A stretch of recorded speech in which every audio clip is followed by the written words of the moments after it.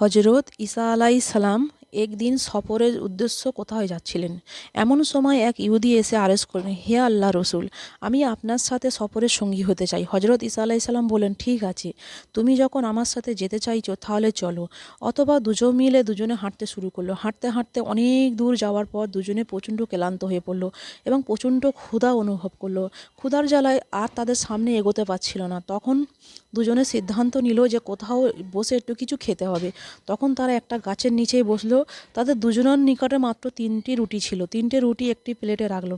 দুজনেই একটা একটা করে রুটি দুজনে খাওয়ার পর একটা রুটি বেঁচে থাকলো একটা প্লেটে। তখন হজরত ঈসা আলাইহিস সালাম বললেন, তুমি একটু বসো, আমি আসছি বলে ঈসা আলাইহিস চলে গেলেন।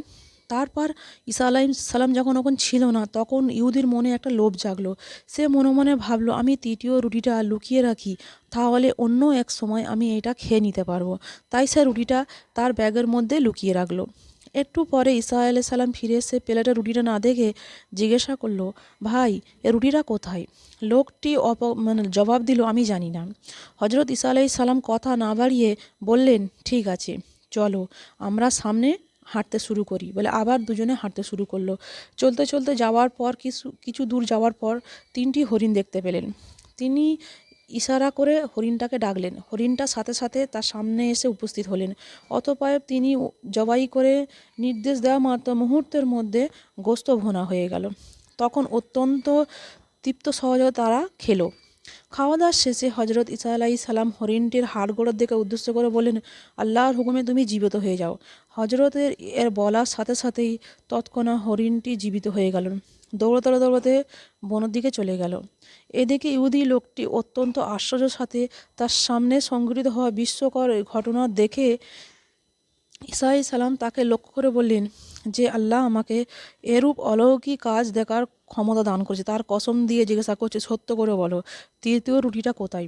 ইহুদি এবারেও বলল, আমি কিছুই জানি না। হজরত ঈসা আলাইহিস সালাম বলল, ঠিক আছে, চলো আমার সাথে আবার একটু দূরে যাই।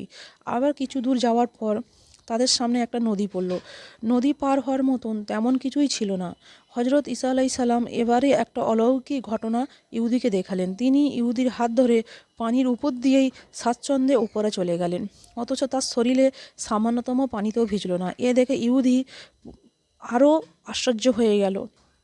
হজরত ঈসা আলাইহিস সালাম তাকে পুনরায় জিজ্ঞাসা করলেন, আল্লাহ তোমাকে এত বড় অলৌকিক ঘটনা দেখালেন, তার নামে কসম খেয়ে বলছি, তৃতীয় রুটিটা কোথায় তুমি বলো।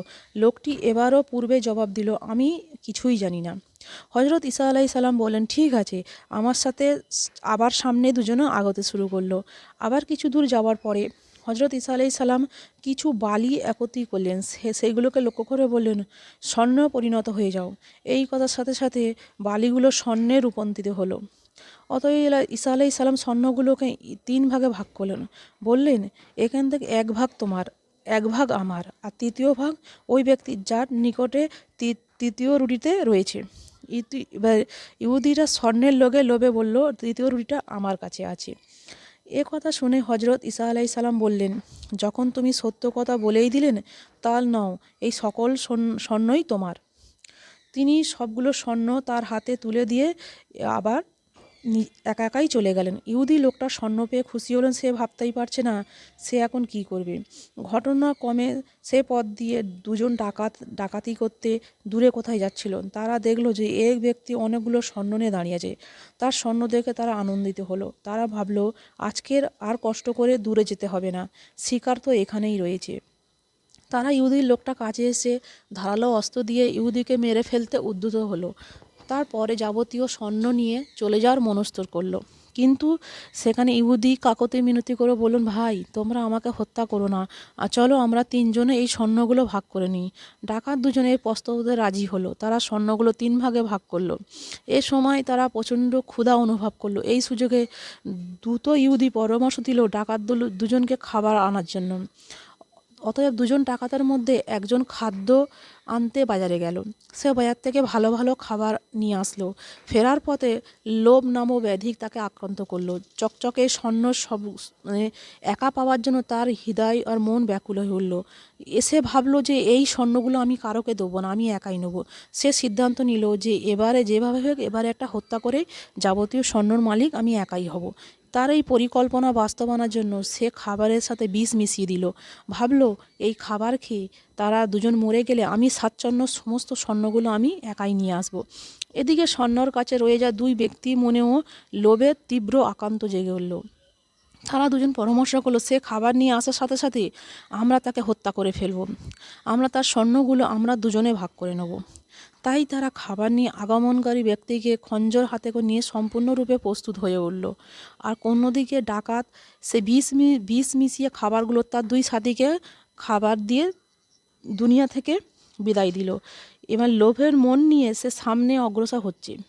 এক পর্যায়ে লোকটি যখন খাবার নিয়ে তাদের নিকটটি উপস্থিত হলো, পূর্বের সিদ্ধান্ত অনুযায়ী তারা অপর দুজন একত্রে হামলা করে তাকে হত্যা করল।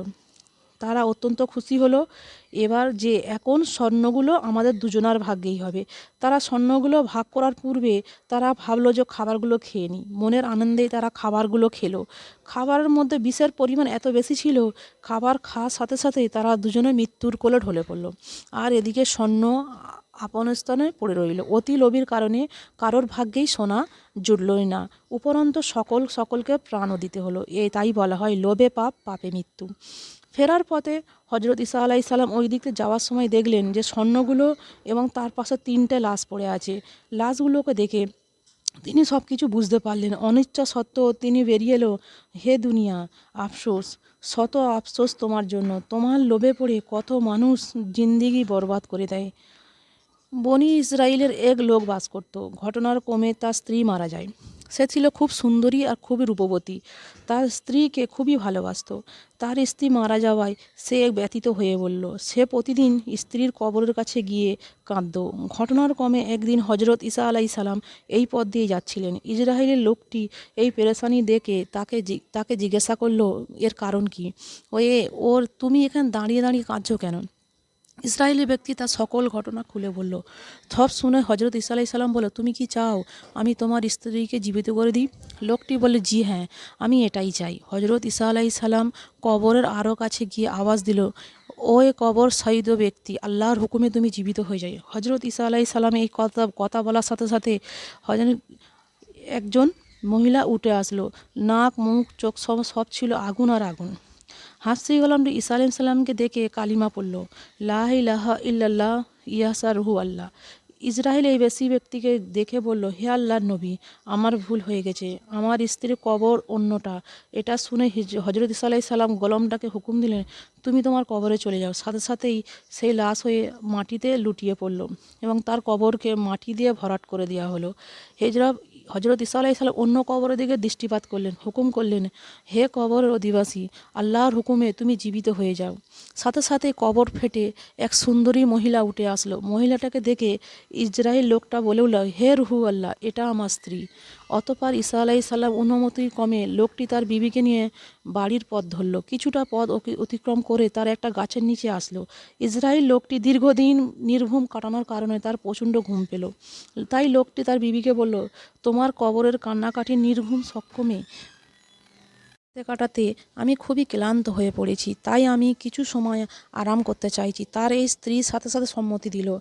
তাই লোকটি গাছের নিচে শুয়ে পড়ল। তা কিছুক্ষণের মধ্যে সে গভীর ঘুমে আচ্ছন্ন হয়ে পড়ল।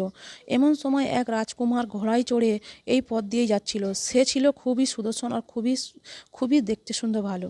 সেই রাজকুমারী দেখে সেই ইসরায়েলের বউ স্ত্রীটা দেখে সেই লোকটার সাথে স্বামীর কথা ভুলে গিয়ে সেই লোকটার সাথে রাজকুমারের সামনে গিয়ে হাজির হলো। রাজকুমারা যখন তাকে দেখলো যে সেও তার সৌন্দর্যই পাগল হয়ে গেল, তাকে পছন্দ করে ফেলল। মহিলার সম্বন্ধী পেয়ে তাকে ঘোড়ায় করে উঠিয়ে রাজমহলের দিকে এগিয়ে চলল। বেশ কিছুক্ষণ পরে ইসরায়েল লোকটি ঘুম ভাঙল। ঘুম থেকে উঠে স্ত্রীকে না দেখে সে অত্যন্ত চিন্তিত হয়ে পড়ল। অবশেষে ঘোড়ার পদচিহ্ন অনুসরণ করে সেই রাজমহলে পৌঁছে গেল। সে সেখানে স্ত্রীকে রাজকুমারের সাথে দেখতে পেল। এরপর ইসরায়েল লোকটি রাজকুমারকে বলল, এটা আমারই স্ত্রী, দয়া করে তাকে ছেড়ে দিন। রাজকুমার বলার আগে মহিলাটি বলে উঠল, আমি তোমার বিবি নয়, আমি এই রাজকুমারের বাঁদী। একথা শুনে রাজকুমার বলল, তোমার কত স্পর্ধা, তুমি আমার বাঁদীকে আমার কাছ থেকে ছিনিয়ে নিতে চাইতেছ, তোমাকে আমি এক্ষুনি ফাঁসিতে ঝুলিয়ে দেবো। ইসরায়েল লোকটি খুবই কাকতি মিনতি করে বলল, খোদার কসম, এইটা আমারই স্ত্রী, তার মৃত্যুর পর হজরত ঈসা আলাইসাল্লাম আমার জন্য তাকে জীবিত করে দিয়েছেন। তারা পরস্পর তর্ক বিতর্ক করছিল। এর সময় হজরত ঈসা আলাইসাল্লাম সেখানে আগমন করলেন। তাকে দেখে ইসরায়েল লোকটি বলল, হে রুহু আল্লাহ, এই এই মহিলাটি কি আমার বিবি নয়, যাকে আপনি আমার জন্য জীবিত করে দিয়েছিলেন? হজরত ঈসা আলাইসাল্লাম বলেন, হ্যাঁ, এই তোমার বিবি, একে আমি জীবিত করেছি। এ কথা শুনে মহিলাটি বলল, হে রুহুল্লাহ, তুমি মিথ্যাবাদী, এ মিথ্যা বলছে, আমি এই রাজকুমারের বাঁধি। মহিলার কথা শুনে হজরত ঈসা আলাইসাল্লাম বললেন, তুমি কি সেই মহিলা নও যাকে আমি আল্লাহর হুকুমে তোমাকে জীবিত করেছি? মহিলাটা বলল, হে রুহু আল্লাহ, খুদার কসম করে বলছি, আমি সেই মহিলা নই। অতঃপর ফির ঈসা আলাইসাল্লাম বলছে, তুমি মিথ্যা কথা বলছো, যে জীবন আমি আল্লাহর হুকুমে তোমাকে দিয়েছিলাম সেই জীবন তুমি ফেরত দাও। হজরত ঈসা বলার সাথে সাথেই মহিলাটির লাশ হয়ে ঢলে পড়ল। এরপর ঈসা আলাইসাল্লাম বললেন, যে এমন ব্যক্তিকে দেখতে চায় যেখানে কাফের অবস্থায় মৃত্যুবরণ করে জীবিত হয়ে ঈমান গ্রহণ করে, সে যেন হাবশী গোলামকে দেখে, যে একবার কাফের অবস্থায় মৃত্যুবরণ করে আবার জীবিত হওয়ার পর ঈমানের অবস্থান ইন্তেকাল করেছেন। যেমন ব্যক্তি এমন মানুষ দেখতে চান ঈমানের অবস্থান মৃত্যুবরণ করে মহান আল্লাহ তাআলার পুনরায় তাকে জীবিত করলে সে কুফরি অবস্থায় মৃত্যুবরণ করে, তাহলে সে যেন এই মহিলিকা দেখে। এই মহিলায় ঈমান অবস্থায় মৃত্যুবরণ করেছিল, তাকে পুনরায় জীবিত করেছেন, পরে সে কাবের অবস্থায় মৃত্যুবরণ করেছে। এই ঘটনা দেখে সেই ইসরায়েল লোকটি কসম খেয়ে বলল, আমি আর কখনো বিয়ে করব না। এই কথাটি বলে সে আল্লাহর রাস্তায় বের হয়ে গেল এবং আমি মৃত্যু এবং আল্লাহর কথা ভাবতে ভাবতে সে দুনিয়া থেকে বিদায় নিল। এর পরের দিন হজরত ঈসা আলাইসাল্লাম তার তার বন্ধুবান্ধব তাদের ডেকে বললেন। ঈসা আলাইসাল্লাম উপস্থিত হলেন। তার বন্ধুগণ, নবী ঈসা আলাইসাল্লাম তাদেরকে 30 দিন রোজা পালন নির্দেশ দিলেন।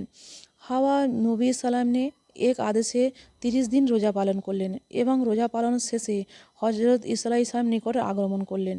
তারা হজরত ঈসা আলাইসাল্লাম নিকটে উপস্থিত হয়ে তার নিকটে আবদার জানালো, হে আল্লাহর নবী, আপনি আল্লাহর কাছে দোয়া করেন তিনি যাতে আমাদের জন্য আসমান থেকে খাদ্য ভর্তি খাঞ্চা অবতীর্ণ করে। আমরা আল্লাহর প্রিয়ত খানা দ্বারা আহার করব। এতে আমরা বুঝতে পারবো যে আমাদের রোজা দোয়া আল্লাহ তাআলা কবুল করেছেন। ফলে আমাদের কণ্ঠ প্রশান্তি লাভ করবেন। এই সার এক মাস রোজা করে আমরা এই লাস্টে যে রোজা শেষে আমরা যে 1 মাস ভর রোজা করেছি তাতেই আমরা সেটা দেখতে চাই বলে সবাই ঈসা আলাইসাল্লাম এই ব্যাপারে তাদেরকে অনেককে উপদেশ দিলেন। তারা আশঙ্কা হলেন এরা আল্লাহর নিয়ামতের শুকরিয়া আদায় করতে পারবে না এবং এরা শর্ত দিন পূরণ করতে সক্ষম হবে না, কিন্তু তারা আবদার পূরণ আবদার পূরণ করার জন্য হলো। সেখানে ওরা নবীর কথা কোনো কথাই শুনলেন না। বাধ্য হয়ে নবী ঈসা আলাইসাল্লাম আল্লাহর নিকট দোয়া করতে প্রস্তুত হন। তিনি নামাজ আদায় করে অবনতি মস্তকে আল্লাহর নিকটে কাকতে মিনতি করে দোয়া করলেন যেন আল্লাহ তাআলা তাদের প্রার্থিত জিনিস আসমান থেকে পাঠিয়ে দেয়। আল্লাহ তাআলা হজরত ঈসা আলাইহিস সালাম দোয়া কবুল করলেন। আসমান থেকে খাদ্য ভর্তি খাঞ্চা অবতীর্ণ করলেন। সবাই আকাশের দিকে তাকিয়ে দেখছিল, দুটি মেঘের মাঝখান থেকে খাঞ্চাটা ধীরে ধীরে নিচে নেমে আসছিল। খাঞ্চাটি যত পৃথিবীর নিকটবর্তী হতো ততই হজরত ঈসা আলাইহিস সালাম বেশি বেশি করে আল্লাহর নিকটে দোয়া করছিলেন, হে আল্লাহ, একে তুমি রহমত ও বরকত ও শান্তি হিসাবে দান করো, এটা তুমি শাস্তি হিসেবে দিও না। খাঞ্চাটি কমে কমে নেমে এসে একেবারে নিকটবর্তী হয়ে গেল এবং হজরত ঈসা আলাইহিস সালাম নিকটে এসে থামলো। খাঞ্চাটি ছিল রুমাল দিয়ে ঢাকা। খাঞ্চাটি যখন আসার পর হজরত ঈসা আলাইহিস সালাম বিসমিল্লাহির রহমানির রহিম বলে রুমালটি উঠালেন। দেখলেন তাতে 7টি মাছ, 7টি রুটি, ডালিম এবং অন্যান্য ফলমূল রয়েছে। খাদ্যগুলো ছিল অত্যন্ত সুগন্ধিময়। এবার হজরত ঈসা আলাইহিস সালাম তাদেরকে খাওয়ার জন্য আহ্বান করলেন। তারা বললেন, আপনি প্রথমে খাওয়া শুরু করুন, তারপরে আমরা খাবো। এই কথা শুনে হজরত ঈসা আলাইহিস সালাম বললেন, এই খাঞ্চাটি তোমাদের জন্য তোমরাই আবেদন করেছিলেন, তোমরাই খাও। কিন্তু তার আগেই খেতে কিছুতেই রাজি হলো না। হজরত ঈসা আলাইহিস সালাম উপস্থিত থাকা ফকির, মিসকিন, অভাবগ্রস্ত, রোগাক্রান্ত, পঙ্গুদের খাবার আদেশ দেন। নবীর আদেশে তারা সকলেই সেখান থেকে সবাই খাওয়া শুরু করে। তার ফলে তাদের দুঃখ দুর্দশা, রোগ শোক, যার যে সমস্যা ছিল সব খাদ্যের বরকতে তাদের সবাই নিরাময় লাভ করলো। এ দেখে যারা খেতে অস্বীকার করছেন তারা খুবই লজ্জিত অনুশোচনা করতে লাগলো। বর্ণিত আছে খাঞ্চারা প্রতিদিন একবার করে আসে। তৃপ্তি সহকারে লোকগুলো খেত, একটুও খাদ্য হ্রাস পেত না। প্রতিদিন যেভাবে খাবার খেত শেষের দল সেইভাবেই এই খাবারগুলো খেত।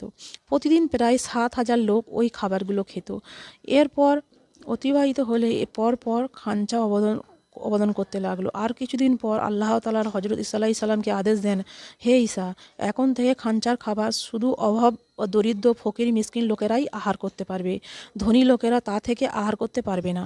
ঈসা আলাইহিস সালাম আল্লাহর এই নির্দেশ সবাইকে জানিয়ে দিল, কিন্তু মুনাফিকরা পরস্পর এই নিয়ে ঝগড়া মারামারি করতে লাগলো। ফলে আসমানির খাদ্যর খাঁচা সম্পূর্ণরূপে বন্ধ হয়ে গেল। শাস্তি শুকরের পরিণত হলো। যারা মানে কথাগুলো বলেছিল তারা মানে যে মানে যারা বড়লোকগুলো বলেছিল যে আমাদেরও দিতে হবে, মানে ঝগড়া মারপিট শুরু করেছিল, তারা আবার শুকুরে পরিণত হয়ে গেল। তোমরা এবারে বুঝতে পেরেছো? তো এবারে একদিন কিছুদিন পর হজরত ঈসা আলাইহিস সালাম একদিন ধ্বংসপ্ত শহরের কাছ দিয়ে যাচ্ছিল। শহরের বিধ্বস্ত প্রাসাদের দেখে তিনি অবাক হয়ে তাকিয়ে রইলেন। কিছু সময় পর তিনি আল্লাহর নিকট আবেদন করলেন, হে আল্লাহ, এ শহরকে আমার ক্ষতিকর উত্তর দেওয়ার অনুমতি প্রদান করুন। আল্লাহ তাআলা বিধ্বস্ত শহরটিকে ঈসা আলাইহিস সালাম প্রশ্নের উত্তর দেওয়ার জন্য নির্দেশ প্রদান করলেন। তখন শহরটি ঈসা আলাইহিস সালামকে ডেকে বলল, হে আল্লাহর নবী, আমার নিকটে কি জানতে চান বলুন। ঈসা আলাইহিস সালাম বললেন, তোমার বাসিন্দারা কোথায় গেল? তোমার বৃক্ষরাজ্য কোথায় গেল? তোমার নদী নালা কি হলো? তোমার প্রাসাদ রাজার কি অবস্থা? উত্তর শহরে সে বহট বলল, আল্লাহর ওয়াদা কার্যকর হয়েছে। আমার বৃক্ষরাজি শুকিয়ে গিয়েছে, নদী নালা পানি সব শুকনো হয়ে গেছে, প্রাসাদ রাজি ধ্বংসরূপে পরিণত হয়েছে, আমার বাসিন্দারা সবাই মারা গিয়েছে। ঈসা আলাইহিস সালাম বললেন, তাহলে তাদের তুমি ধন সম্পদ কোথায়? শহরটি উত্তর দিলেন, তারা হালাল ও হারাম উভয় কথায় নির্বিচারে অর্জন করত। সবই আমার অগ্রন্থ রক্ষিত হয়েছে। আসমান জমিনের সব কিছু মালিক তো আর সর্বত শক্তিমান আল্লাহ। এর প্রতি ঈসা আলাইহিস সালাম বললেন, হে শহর, 3 ব্যক্তির ব্যাপারে আমার খুবই অবাক লাগে। এক, যে ব্যক্তি দুনিয়ার সম্বন্ধে মতো, মৃত্যু তার কষ্টতে লেগে আছে। 2, যে ব্যক্তি প্রাসাদ নির্মাণ করেছে অথচ সে কবর তার ঠিকানা। 3, যে ব্যক্তি অর্থ হাসিতে মজে থাকে অথচ তার সম্মুখে আগুন। এরপর ঈসা আলাইহিস সালাম বললেন, হে শহর, আদম সন্তানের অবস্থান হচ্ছে অতি পেয়েও সে তৃপ্ত হয় না, কম পেলেও সে দুষ্টু থাকে না। হে আদম সন্তান, তুমি তোমার ধন সম্পদ লোকজনদের জন্য সঞ্চয় করে রেখে যাচ্ছ যারা তোমার প্রশংসা করবে না। তুমি এমন প্রভুর পানে এগিয়ে চলছো যিনি তোমার কোনো ওজন শুনবে না। তুমি তো তোমার পেট ও গোলাম হয়ে উঠেছ। তোমার পেট সেদিনই পূর্ণ হবে যেদিন তুমি কবরে প্রবেশ হবে। হে আদম সন্তান, যেদিন তুমি দেখতে পাবে তোমার সঞ্চিত ধন রত্ন অন্যর পাল্লাকে ভারী করছে। এ কথা বলে হজরত ঈসা আলাইহিস সালাম সেখান থেকে চলে গেলেন। একবার তিনি এক কবরের পাশ দিয়ে যাচ্ছিলেন। ঘটনার ক্রমে এক নিকটে বসে এক মহিলা কাঁদছিলেন। হজরত ঈসা আলাইহিস সালাম মহিলাকে জিজ্ঞাসা করলেন, তোমার কি হয়েছে? তুমি এই কবরের পাশে বসে কাঁদছো কেন? মহিলা উত্তরে বলল, হে আমার একমাত্র কন্যা ছিল, এছাড়া আমার দুনিয়াতে আর কেউ নেই, আমি এখন কাকে নিয়ে বাঁচব? ও ছাড়া আমার আর দুনিয়া তুচ্ছ। তাই আমি আল্লাহর সাথে ওয়াদা করেছি, হয় তিনি আমার কন্যাকে জীবিত করে দিন, না হয় আমাকে তার মতন মরে যাব। আমি কিছুতেই এই জায়গা ত্যাগ করব না। আপনি দয়া করে একটু আল্লাহর কাছে দোয়া করুন, তিনি যাতে আমার কন্যাকে ফিরিয়ে দেন। মহিলার এই আবদার শুনে ঈসা আলাইহিস সালাম তাকে বললেন, আমি যদি দোয়া করি তবে কি তুমি এখান থেকে ফিরে যাবে? মহিলাটি উত্তরে বলল, হ্যাঁ, আমি তাই করব। যদি আমার মেয়ে জীবিত হয়ে ফিরে আসে তাহলে আমি অবশ্যই এখান থেকে ফিরে যাব। এই কথা শুনে হজরত ঈসা আলাইহিস সালাম 2 রাকাত নামাজ আদায় করলেন এবং কবরের কাছে আরও কাছে এসে বললেন, ও কবর শায়িত ব্যক্তি, তুমি আল্লাহর হুকুমে উঠে দাঁড়াও, কবর থেকে তুমি বের হয়ে আসো। এই কথা বলার পর কবরটি সামান্য কেঁপে উঠল। ঈসা আলাইহিস সালাম দ্বিতীয়বার বললেন, ওহে কবরে শায়িত ব্যক্তি, তুমি আল্লাহর হুকুমে উঠে দাঁড়াও, তুমি কবর থেকে বের হয়ে আসো। দ্বিতীয়বার এই কথা বলার পর কবরটি ফেটে গেল। ঈসা আলাইহিস সালাম তৃতীয়বার আহ্বান করলেন, ওহে কবর শায়িত ব্যক্তি, তুমি আল্লাহর হুকুমে উঠে দাঁড়াও এবং কবর থেকে তুমি বের হয়ে আসো। এবার কবর থেকে মেয়েটি বের হয়ে আসলো। ঈসা আলাইহিস সালাম তাকে জিজ্ঞাসা করলেন, বের হতে তোমার এত দেরি লাগলো কেন? উত্তরে মেয়েটি বলল, প্রথম আওয়াজ শোনার পর আল্লাহর আমার নিকটে একজন ফেরেশতা পাঠান, তিনি আমার দেহের অঙ্গ প্রত্যঙ্গগুলি জোড়া লাগান। দ্বিতীয় আওয়াজের পর রুহু আমার দেহেও প্রবেশ করে। তৃতীয় আওয়াজ যখন আপনি দিলেন তখন আমার ধারণা হলো এটা কিয়ামতের আওয়াজ। আমি ভীত শঙ্কিত হয়ে পড়লাম। কিয়ামতের ভয়ে আমার চুল ও চোখের ভুরু সাদা হয়ে গেছে। তারপর মেয়েটি মাকে বলল, হে মা, আপনি আমাকে মৃত্যু তীর্থ স্বাদ দুবার গ্রহণ করালে কেন? মৃত্যুর যন্ত্রণা যে কত কঠিন, যে আস্বাদন করে সেই বলতে পারবে। মা, আপনি ধৈর্য ধরুন, পুণ্যের আশা করুন, দুনিয়াতে থাকার কোনো আগ্রহ আমার নেই। এরপর মেয়েটি হজরত ঈসা আলাইহিস সালামকে বললেন, হে রুহু আল্লাহ, আমি আল্লাহর নিকটে দোয়া করুন, উনি যেন আমার আখেরাতে শান্তিময় জীবন ফিরিয়ে দেন এবং মৃত্যুর কষ্ট যেন কমিয়ে দেন। ঈসা আলাইহিস সালাম আল্লাহর নিকটে দোয়া করলেন। ফলে মেয়েটার দ্বিতীয়বার মৃত্যু হলো, তাকে কবরস্থ করা হলো। এর পরের দিন হজরত ঈসা আলাইহিস সালাম তার উম্মতদেরকে হিদায়াতের বাণী শোনাচ্ছিলেন। এমন সময় এক ব্যক্তি তাকে জিজ্ঞাসা করল, কোন ব্যক্তির ফিতনা সবচেয়ে মারাত্মক? উত্তর, ঈসা আলাইহিস সালাম বললেন, আলমের পদস্খলন, কেননা আলম পদস্খলনে বহু লোক বিপদজনিত হয়েছেন। ঈসা আলাইহিস সালাম আরও বললেন, হে জ্ঞান পাপীরা, দুনিয়ার কে তোমরা মাথার উপর রেখেছো, আখেরাতকে তোমরা রেখেছো পায়ের নিচে। তোমাদের কথাবার্তার জন্য সর্বদ রোগের নিরাময় হয়। তোমাদের কার্যকাল হচ্ছে মহাব্যাধি। তোমাদের উপমা হচ্ছে সেই মাতালরা যা দেখলে মানুষ আকৃষ্ট হয়, তার ফল খেয়ে মারা যায়। হে নিকৃষ্ট জ্ঞান পাপীরা, তোমরা জান্নাতের দরজারা বসে আছো, তাতেও তোমরা প্রবেশ করছো না। নিঃসন্দেহে তোমরা প্রবেশ করার আহ্বান করছো না। আল্লাহর নিকটে সর্বাধিক নিকৃষ্ট সেই ব্যক্তি যে তার জ্ঞানের বিনিময়ে দুনিয়া অর্জন করে। তিনি আরও বললেন, আল্লাহর জিকির ব্যতীত কথাবার্তা বেশি বলো না, অন্যথায় তোমাদের অন্তর কঠিন হয়ে যাবে। কঠিন অন্তর আল্লাহ থেকে তোমরা দূরে থাকবে, যেই বিষয়ে তোমরা অবগত হবে। মানুষের গুনার প্রতি এমনভাবে দৃষ্টি দিও না যে তুমি প্রভু। তুমি নিজেকে দাসের ভূমিকা রেখে সেদিকে লক্ষ্য করো। কেন? মানুষ দুই শ্রেণীর হয়ে থাকে, কেউ বিপদমুক্ত, কেউ কেউ বিপদগ্রস্ত। বিপদগ্রস্তর প্রতি সদয় হও, বিপদ মুক্তর জন্য আল্লাহর প্রশংসা করো।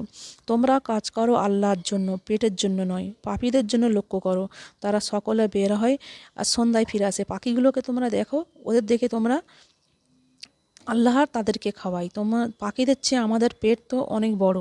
থালা গরু ও হাতির দিকে তাকাও, সকালে যায় সন্ধ্যায় ফিরে আসে। এরাও না ক্ষেত করে না ফসল ফলায়, আল্লাহ এদের রিজিক দান করে।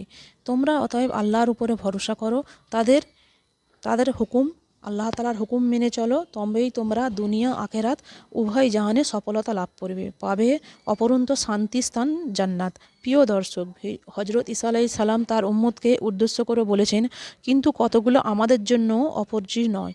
মহান আল্লাহ তাআলা আমাদের জন্য বিশ্বগুলোর ওপরে আমল করার তৌফিক দান করুন। আমিন।